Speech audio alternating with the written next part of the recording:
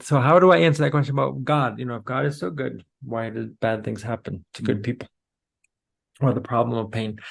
The way I look at it is, first of all, it's very oversimplification, right? God gave all of us the gift of free will. He gave us intelligence and he gave us free will. And we can use that free will for good and also for bad. And I think that the greatness and the beauty of the human spirit is that a human that freely decides to love and to do good, something so beautiful. So if we didn't have free will, we couldn't do that. Now, what's the downside? What's the shadow side of having free will? Is that we suffer the consequences of bad decisions or evil decisions of others, of a very bad use of free will of others. And so we could say, well, if God is almighty and God is all powerful, why doesn't he? Well, precisely because, yes, he is God, but that would take away our free will. If God, inserted himself in the way, he created laws of nature, God created laws of the universe, God created laws that we have as human beings.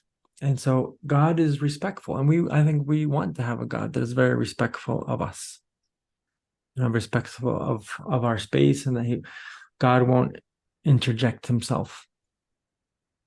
And so that's how so it's really not, it's not that God allows or sends us pain, or that God allows us intentionally to go through pain. God allows us to exercise our free human will for so many wonderful, great things.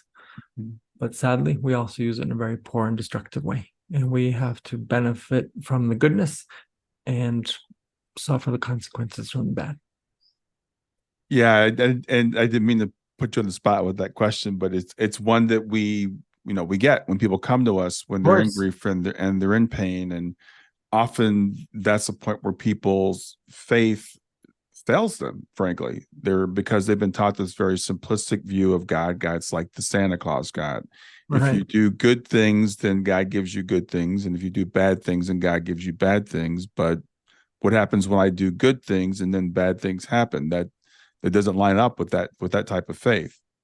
Yes. And then when something bad happens, then of course you have there's anger, there's rejection. And then the very negative side of teaching faith like that, it's overly simplistic, as you well said, right? And it doesn't really serve people in the long run and of the bigger picture of life. Because then something bad happens and you don't know what to do with it. And then it creates anger, it creates rejection of God. And how many people, and this isn't often spoken about how many people, because of just the poor way we teach our faith, how many people have rejected God? Right? In other words, the opposite of what we look for in organized religion. We've, by poorly managed, the teaching of faith and the dealing with people, we've created the opposite reaction that really we're looking for. And that's tragic. That's very sad. It is very sad. And do you like what you just saw? Watch the full video now and make sure you like and subscribe to see even more great videos from me.